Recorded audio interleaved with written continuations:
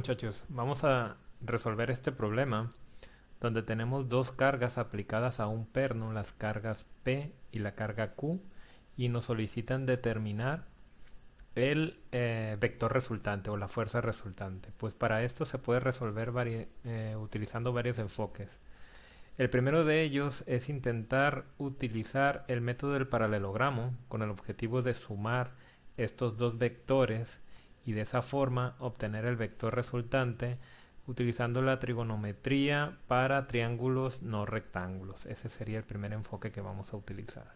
Bien, permítame, para ello voy a intentar dibujar dos vectores con la misma dirección y longitud que los vectores P y Q en esta imagen que tengo ya amplificada. Permítanme. Bien, aquí ya tengo generado esos dos vectores que les comenté. Como pueden observar, este sería para el vector Q y este sería para el vector P. Ahora, la idea sería colocar el del vector Q sobre el extremo del vector P y el del vector P sobre el extremo del vector Q. Y vamos a notar que en un punto se intersectan. Por lo tanto, este método que estamos utilizando es el método del paralelogramo. De esta forma, se asume que la suma de estos dos vectores sería el vector resultante a partir del origen en el punto de aplicación A hasta el extremo de la intersección debido al método del paralelogramo. Permítanme. Bien, ahora ya tengo el vector resultante, como les había comentado, desde el origen hasta el extremo. Y como se puede observar, aquí se han generado dos áreas, una en la parte superior y otra en la parte inferior del vector resultante, ambos alrededor del vector resultante. Entonces, podríamos elegir cualquiera de ellas, las cuales describen a un triángulo no rectángulo, y podríamos trabajar con cualquiera de ellas utilizando los teoremas de senos y cosenos con el objetivo de encontrar la longitud. La longitud que eso del vector resultante, que eso equivaldría a la magnitud en términos de Newton, ¿sí? Tanto lo podremos trabajar en términos de longitud con el objetivo de que sea un poco más equivalente a lo que sería un triángulo por las distancias de sus lados. Entonces trabajaremos de esa manera. Permítanme construir y definir dicha área. Bien, aquí ya tengo definida el área con la que pienso trabajar. Seleccioné la del lado inferior, entonces la longitud más larga representaría al vector resultante. Y los otros representarían las cargas que eran de la misma longitud que P y Q. En este caso, el que estoy señalando, pues ese lado sería de longitud 40, mientras que el otro lado de ese triángulo sería de longitud 60, porque recuerden que al utilizar el método del paralelogramo coloqué aquí la carga de la misma longitud que el vector Q. Entonces, por eso es que adquirirían esos lados. Voy a retirarla de esa para trabajarla de manera separada. Permítanme.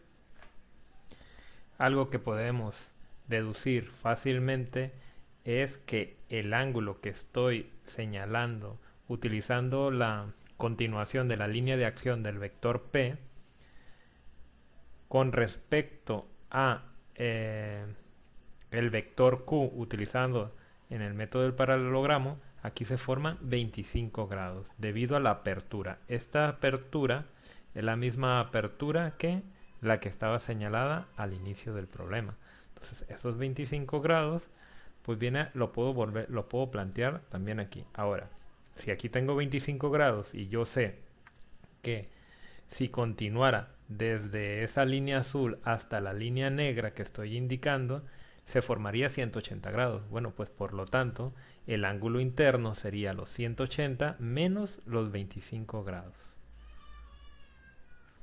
Bien, 180 menos los 25 me quedarían 155 grados internos. Ahora, debido a que ya conozco uno de los lados un ángulo interno y el cual es opuesto al lado que me interesa para definir el vector resultante y conozco los lados que sería 40 y 60, pues por lo tanto utilizando el teorema de cosenos podría resolver este problema. Bien, el teorema de cosenos, como podemos observar en sus expresiones matemáticas, cada una de ellas sigue cierto patrón. Verán, si quiero identificar el cuadrado de alguno de los lados, es tan simple como colocarme en ese lado, y ir generando la expresión matemática. Como se puede observar, si me coloco en el lado A, será A al cuadrado va a ser igual, perdón, a el cuadrado de los otros lados, ¿sí? Menos dos veces esos lados, por coseno del ángulo opuesto. Como pueden observar, se está utilizando el ángulo opuesto que viene a ser alfa. Cuando se determina a c al cuadrado, se utiliza gamma. Y cuando se intenta determinar b al cuadrado, se utiliza beta. ¿Sí? Ese es el patrón que podremos deducir de estas expresiones matemáticas. Bueno, por lo tanto, para nuestro caso quedaría de la siguiente forma. Permítanme.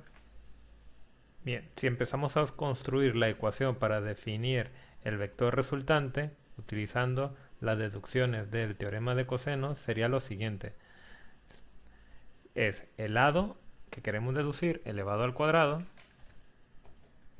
va a ser igual a los lados, que es P y Q elevados al cuadrado, P elevado al cuadrado más Q elevado al cuadrado,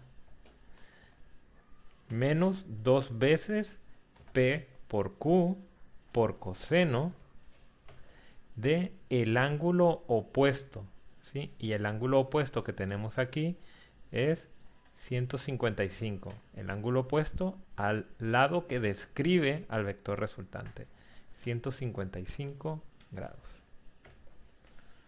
¿De acuerdo?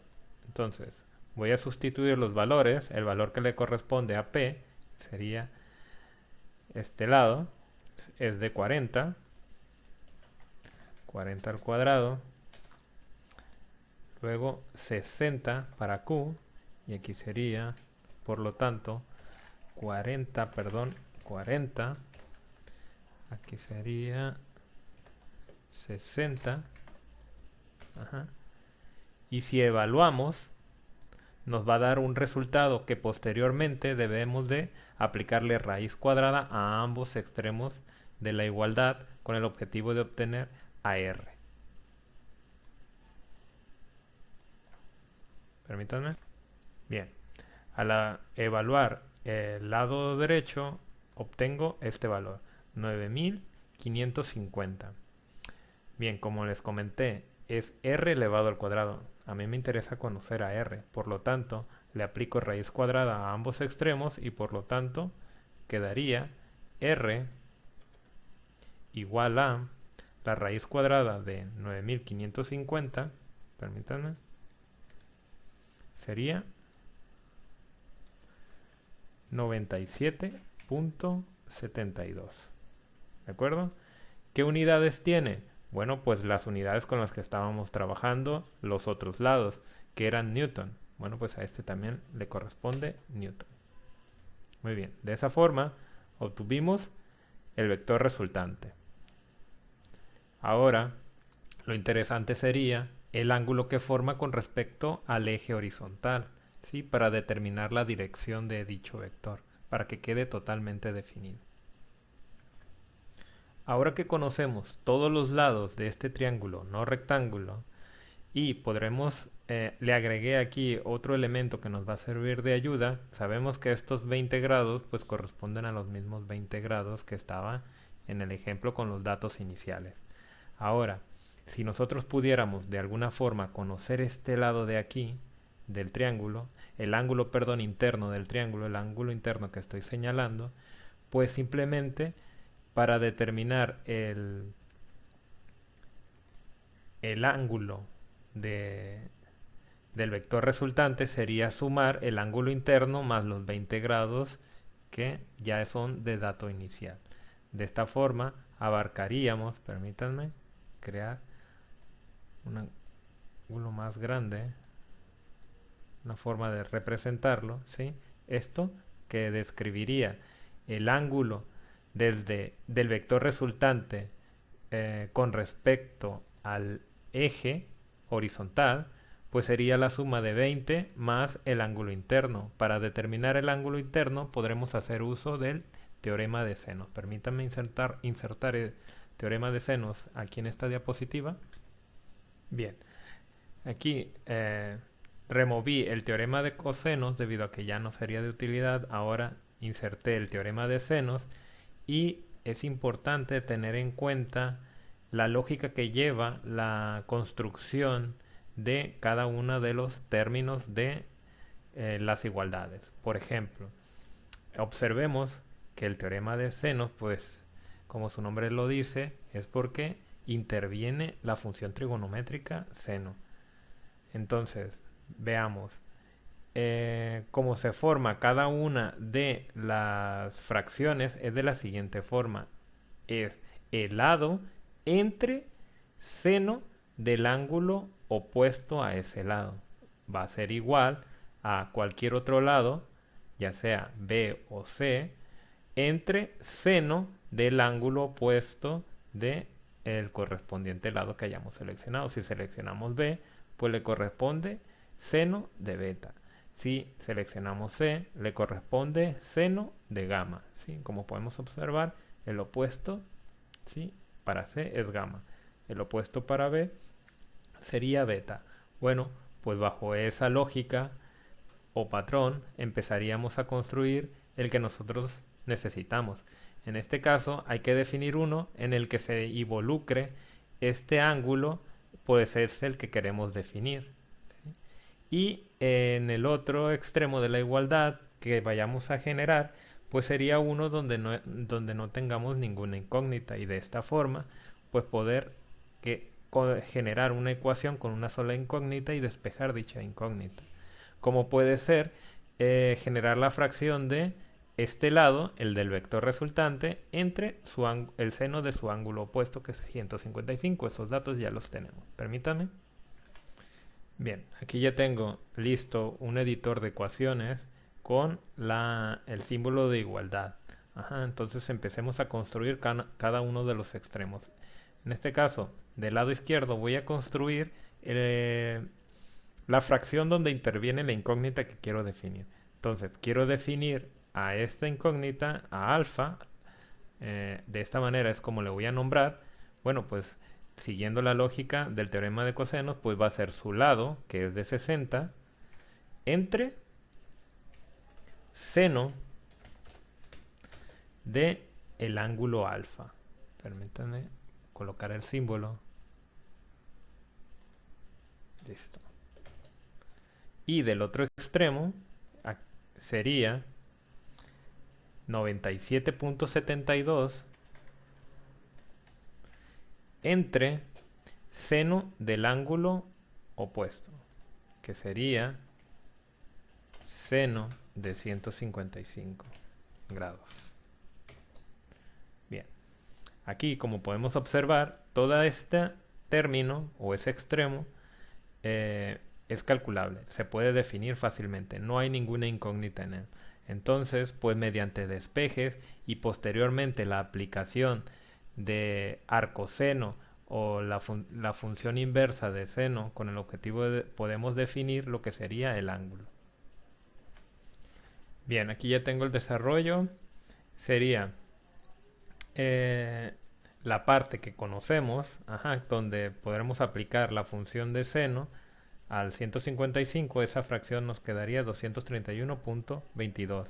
Si hacemos el despeje, yo lo haría de la siguiente manera: pasaría el seno a multiplicar hacia el otro lado y los 231 a dividir, y de esa manera en este extremo me quedaría 60 entre 231 es igual a seno. Entonces, si quiero definir el ángulo, pues aplicaría arcoseno.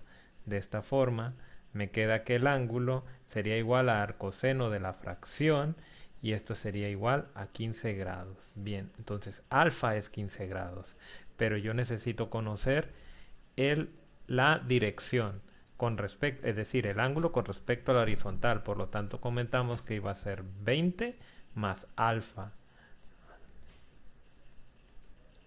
Y esto correspondería a 35 grados. Bien, de esta forma ya queda totalmente definido el vector resultante, ¿sí? Que sería los 97.72 newton de magnitud y 35 grados de dirección. Ahora, en el siguiente video intentaremos resolverlo por otro enfoque.